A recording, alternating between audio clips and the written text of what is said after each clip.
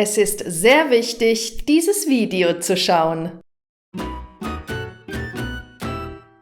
Hallo und herzlich willkommen in der Linkster Academy. Ich bin deine Deutschlehrerin Julia und heute lernst du ein Grammatikthema, das vielen Lernern große Schwierigkeiten bereitet.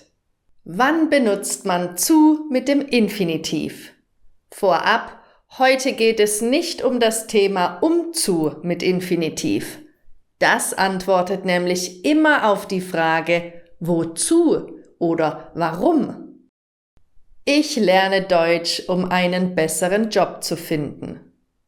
Er arbeitet viel, um sein Haus abzubezahlen.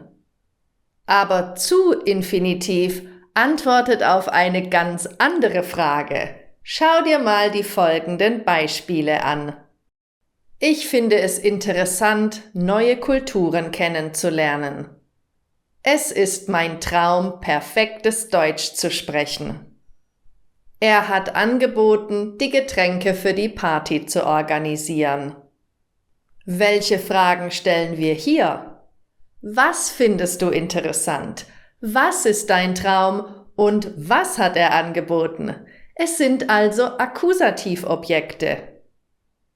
Schauen wir uns mal den Haupt- und Nebensatz genauer an. Ich finde es interessant. Ich bin das Subjekt und finde es interessant. Aber was ist es? Neue Kulturen kennenzulernen.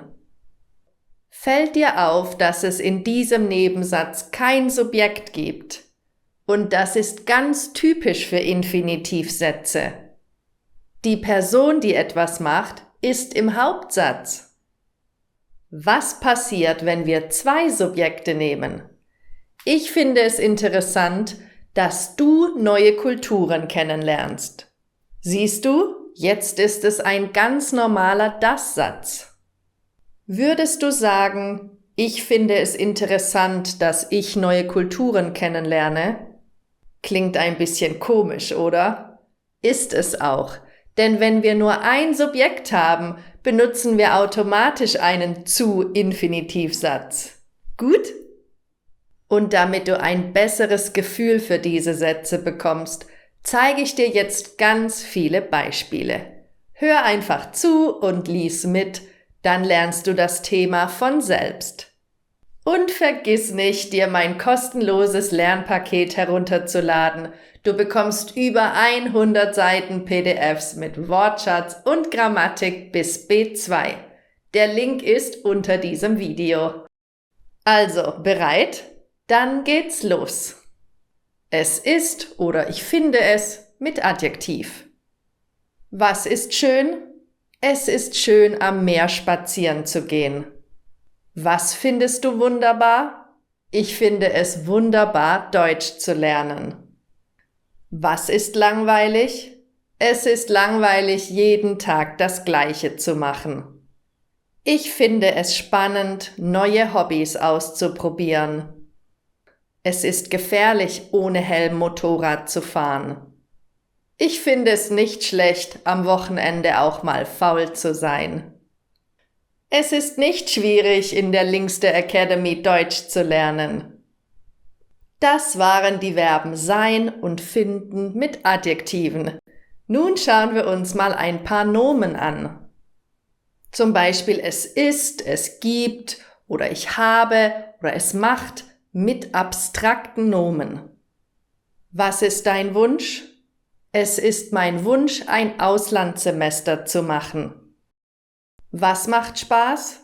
Es macht Spaß, mit Freunden in den Urlaub zu fahren. Was macht dir keine Angst? Es macht mir keine Angst, einen neuen Job anzufangen. Oder was gibt es? Es gibt verschiedene Wege, das Problem zu lösen. Soweit alles klar?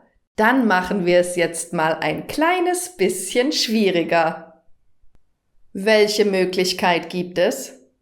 Es gibt die Möglichkeit, den Termin online zu vereinbaren. Worauf hast du Lust? Ich habe Lust, ins Kino zu gehen. Warum frage ich worauf? Man sagt, Lust auf etwas haben. Zur Lust gehört also immer die Präposition auf. Die muss dann auch in die Frage. Wofür hattest du keine Zeit? Ich hatte keine Zeit, die Hausaufgaben zu machen. Man hat Zeit für etwas. Daher wofür? Aber nur in der Frage. Kommen wir mal zum größten und gleichzeitig letzten Teil des Videos. Verben. Hör dir alle Beispiele an und überlege, was alle diese Verben in ihrer Bedeutung gemeinsam haben. Die folgenden Verben gehören nämlich alle zu einer Kategorie.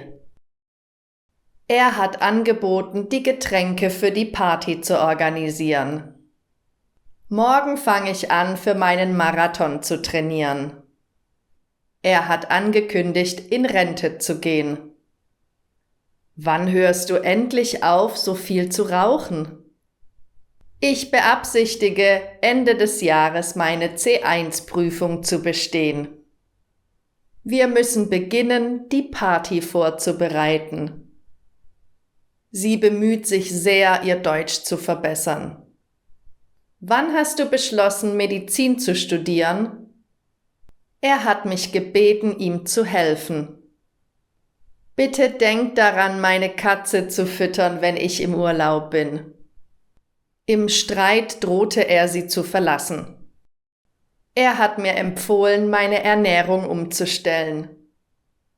Meine Eltern haben mir erlaubt, ihr Auto zu fahren. Gefällt es dir, in Berlin zu leben? Ich helfe dir gerne dabei, dein Deutsch zu verbessern. Ich hoffe, meine Freunde in Mexiko zu besuchen. Sie plant im Herbst in eine neue Wohnung zu ziehen.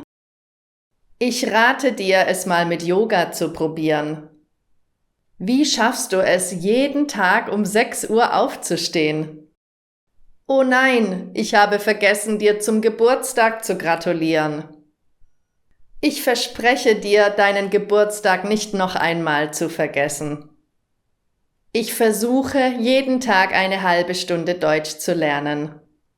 Meine Eltern haben mir verboten, Süßigkeiten zu essen.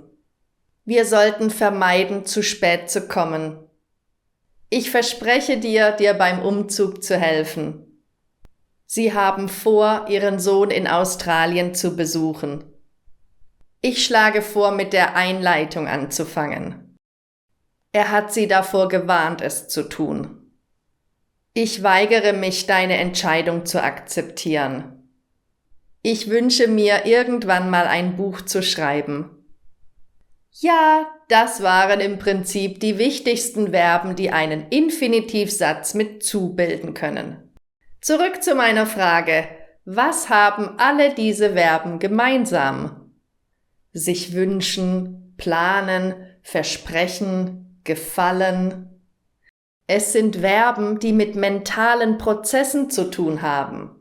Das sind Wünsche, Pläne, Versuche oder der Einfluss auf andere. Eben alles, was irgendwie im Kopf passiert. Natürlich gibt es wie immer Ausnahmen, aber ich denke, das ist eine relativ logische Erklärung. Oder was meinst du? Und das war's auch schon wieder für heute. Wenn dir das Video gefallen hat und du etwas gelernt hast, dann abonniere jetzt meinen Kanal und vergiss nicht, dir dein gratis Lernpaket zu holen. Ich sag Tschüss, bis zum nächsten Video, deine Julia.